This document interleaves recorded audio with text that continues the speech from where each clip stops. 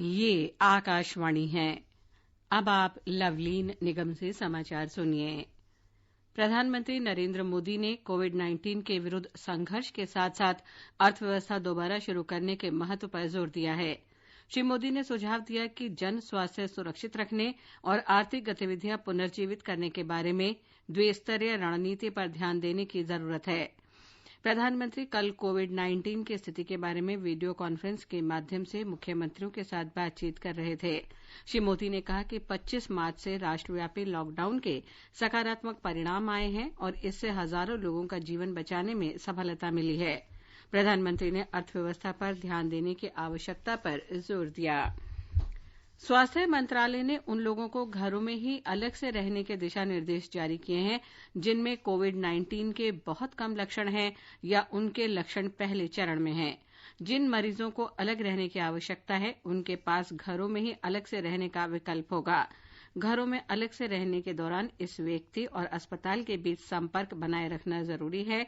ऐसे मामलों में देखभाल करने वाले व्यक्ति और उसके सभी निकट संबंधियों को उपचार करने वाला चिकित्सा अधिकारी द्वारा निर्धारित मात्रा में हाइड्रोक्सी क्लोरोक्विन टैबलेट लेनी चाहिए।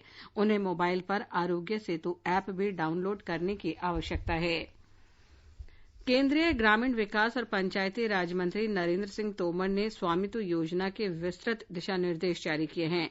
इस योजना का उद्देश्य ग्रामीण इलाकों में रह रहे लोगों को आवासीय संपत्तियों के कानूनी दस्तावेज तैयार करने का अधिकार देना है। उन्होंने इस अवसर पर ई ग्राम पंचायत योजना प्लेटफॉर्म और मोबाइल ऐप से संबंधित मानक संचालन प्रक्रिया भी जारी की। प्रधानमंत्री नरेंद्र मोदी ने राष्ट्रीय पंचायती राज दिवस के अवसर पर पिछले शुक्रवार को इन दोनों योजनाओं का उद्घाटन किया था। स्वामित्व योजना के बारे में श्री तोमर ने कहा कि इससे ग्रामीण क्षेत्रों में योजना तैयार करने और राजस्व संग्रहण को सुचारू करने में मदद मिलेगी। केंद्रीय स्वास्थ्य मंत्री हर्षवर्धन ने अखिल भारतीय आयुर्विज्ञान संस्थान एम्स सहित अन्य अग्रणी चिकित्सा संस्थानों से कोविड-19 की रोकथाम के लिए एहतियाती उपाय करने के निर्देश दिए हैं। उन्होंने कोविड-19 से जुड़ी गलत धारणा को मिटाने और अग्रिम पंक्ति में काम कर रहे स्वास्थ्य कर्मियों के प्रति लोगों में जागरूकता पैदा करने को कहा है। डॉक्टर हर्षवर्धन ने दिल्ली स्थित एम्स, राज्य के AIIMS, Jawaharlal Nehru institute of post graduate medical education research Puducherry और पीजीआई चंडीगढ़ से वीडियो कॉन्फ्रेंसिंग के माध्यम से कोविड-19 से जुड़ी तैयारियों की समीक्षा की। देश में कोविड-19 से संक्रमित लोगों की संख्या 29,435 हो गई है। 21,432 लोगों का इलाज चल रहा है। 6,868 लोग ठीक हो गए हैं। इस वायरस से अब तक 934 लोगों की मौत हो चुकी है। स्वास्थ्य अधिकारी ने नई दिल्ली में मीडिया को जानकारी देते हुए बताया कि रोगियों के स्वस्थ होने की दर में सुधार हो रहा है और ये इस समय 22.17% है। उन्होंने कहा कि देश में संक्रमण के 16 जिलों से पिछले 28 दिनों में किसी भी संक्रमण की खबर नहीं आई है। अधिकारी ने बताया कि महाराष्ट्र में गोंदिया, कर्नाटक में दावणगेरे और बिहार में लखीसराय जिले इस सूची में शामिल हो गए हैं। उन्होंने कहा कि 25 राज्यों और केंद्र शासित प्रदेशों के 85 जिलों में पिछले 14 दिन से किसी में कोविड-19 संक्रमण का समाचार नहीं मिला है। टोटल ऐसे 85 डिस्ट्रिक्ट हैं 25 स्टेट्स और यूनियन टेरिटरीज में, जहां पर कि पिछले 14 दिनों से कोई केस रिपोर्ट नहीं हुआ है। यह हम लोगों को जानना होगा, फॉलो अप करना पड़ेगा कि हम अपनी विजिल को कॉन्स्टेंटली उसी मोमेंटम से बनाए रखें ताकि इन डिस्ट्रिक्ट की संख्या बढ़े और इन डिस्ट्रिक्ट में कोई नया केस ना आए। स्वास्थ्य अधिकारी ने बताया कि गलत धारणाओं और आशंकाओं के कारण कई बार मरीज रोग छिपाने और समय से उपचार कराने से बचने की कोशिश करते हैं। ऐसी स्थिति में वो केवल अपने परिवार को ही नहीं बल्कि पूरे समाज को नुकसान पहुंचाते हैं। स्वास्थ्य मंत्रालय के अधिकारी ने स्पष्ट किया कि भारतीय आयुर्विज्ञान अनुसंधान परिषद ICMR ने त्वरित जांच किट की खरीद के लिए निविदाओं को अंतिम रूप देने की प्रक्रिया का पालन किया है। उन्होंने कहा कि जब इससे संबंधित शिकायतें मिली थी तब ICMR ने त्वरित कार्यवाही करते हुए खरीद के आदेश रद्द कर दिए और विक्रेताओं को कोई भुगतान नहीं किया गया। Let me assure you कि there is no dearth in terms of planning and organisation of testing kits across the country. Second issue जो आपने बताया है कि देखिए टेंडर का एक बड़ा डिफाइंड प्रोसेस होता है। उस प्रोसेस में जो भी ऑर्गेनाइजेशंस होते हैं वो अपने इंटरनेशनल या नेशनल सर्टिफिकेशंस प्रोड्यूस करते हैं। उसके बेसिस पर, टेक्निकल इवैल्यूएशन के बेसिस पर हमने कोई टेंडर फाइनल किया। उस टेंडर को फाइनल करने के बाद किसी भी कारण से अगर उस ऑर्गेनाइजेशन से जो प्रोडक्ट फॉल्टी आएगा तो obviously as you are aware, तो as per the tender conditions उसके अंतर्गत उस पर हम कार्य करते हैं, उसका पेमेंट नहीं होता है। उस तरह की लर्निंग्स को इनकॉर्पोरेट करते हुए हम हमेशा इंश्योर करते हैं कि कोई भी किसी भी समय के इस टाइप की प्रॉब्लम हमारे को फेस ना करनी पड़े। गृह मंत्रालय के अधिकारी ने बताया कि 26 अप्रैल तक 80% से अधिक गेहूं की कटाई हो चुकी है और देश की 80% मंडियों में खरीद कार्य शुरू हो गया है। उन्होंने कहा कि मनरेगा के अंतर्गत 2 करोड़ से अधिक लोगों को रोजगार मिल चुका है। मनरेगा के तहत भी कार्यों ने गति पाई है। वाटर कंजर्वेशन और इरिगेशन जैसे लार्ज कम्युनिटी एसेट्स पर भी मनरेगा के तहत काम शुरू हो गया है और 2 करोड़ से ज्यादा श्रमिकों को रोजगार प्राप्त हुआ है। सर्वे के अनुसार लगभग 60% फूड प्रोसेसिंग यूनिट्स ऑपरेशनल हो गई हैं। स्पेशल इकोनॉमिक जोन्स में 2,825 इकाइयां और इसके अलावा 350 एक्सपोर्ट ओरिएंटेड यूनिट्स भी क्रियाशील हो चुकी हैं। ये समाचार आकाशवाणी से प्रसारित किए जा रहे हैं।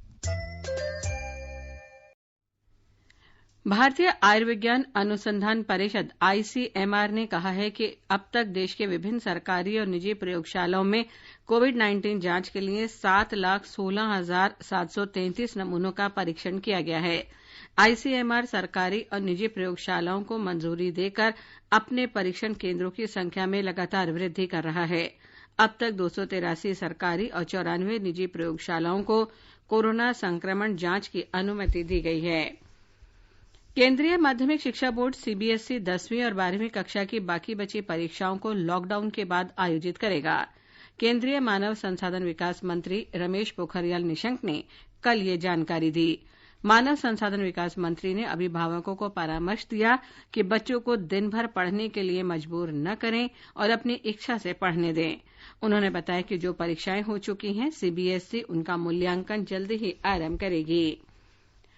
कोविड-19 महामारी के मौजूदा समय में शरीर में रोग प्रतिरोधक क्षमता बनाए रखना बहुत आवश्यक है।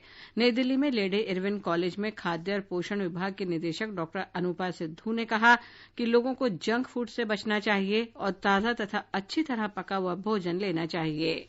फ्रेशली कुक्ड फूड खाना है और ताजा बना हुआ 2-3 घंटे के अंदर सुबह शाम। इसमें कोई लोड नहीं होना चाहिए बैक्टीरिया या वायरस, और फ्रिज में as far as possible avoid करना चाहिए, क्योंकि अगर कोई लोड होता है तो बहुत देर तक फ्रिज में वो रहता है। एंड जो भी कुक करे वो अपने आप को कवर करे, और कवर करके कोई वायरल शेडिंग उस इंसान की नहीं होनी चाहिए। अगर वो कोविड पॉजिटिव नहीं भी है तो भी नहीं होनी चाहिए। As far as possible avoid outside food, क्योंकि उसको किसने बनाया है, उसका हाइजीन की क्या अंडरस्टैंडिंग है। गृह मंत्रालय से घोषित छूट के बाद राष्ट्रीय राजधानी क्षेत्र दिल्ली में कुछ दुकानों का खुलना शुरू हो गया है। दिल्ली सरकार राजधानी में गृह मंत्रालय के निर्देश लागू करने की सहमति पहले ही दे चुकी है। दिशा निर्देशों से आवश्यक वस्तुएं और औषधि के अलावा हार्डवेयर, कपड़े और बिजली के सामानों की दुकानों सहित कुछ अन्य दुकानें खुलने की अनुमति दी गई है। हालांकि संक्रमित क्षेत्रों में दुकानें नहीं खुलेंगी।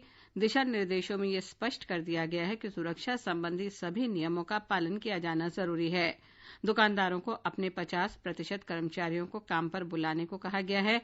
सैलून, नाई की दुकानें और रेस्टोरेंट बंद रहेंगे। आकाशवाणी का समाचार सेवा प्रभाग आज हिंदी और अंग्रेजी में फोन इन कार्यक्रम में कोविड-19 पर विशेष परिचर्चा प्रसारित करेगा। इंडियन मेडिकल एसोसिएशन के पूर्व महासचिव डॉक्टर नरेंद्र सैनी परिचर्चा में भाग लेंगे। श्रोता टोल फ्री नंबर 1800-115767 पर कॉल करके विशेषज्ञों से सवाल पूछ सकते हैं। टेलीफोन नंबर 011-233-14444 पर भी प्रश्न पूछे जा सकते हैं। Twitter handle @AIR news alerts पर #AskAIR का इस्तेमाल करते हुए भी सवाल भेजे जा सकते हैं। ये विशेष कार्यक्रम आज रात 9:25 पर FM गोल्ड और अतिरिक्त मीटरों पर सुना जा सकता है। पाकिस्तानी सेना ने आज जम्मू कश्मीर के पुंछ जिले में नियंत्रण रेखा के पास शाहपुर, किरनी और कस्बा सेक्टरों में संघर्ष विराम का उल्लंघन किया। इसके साथ ही ये समाचार बुलेटिन समाप्त हुआ।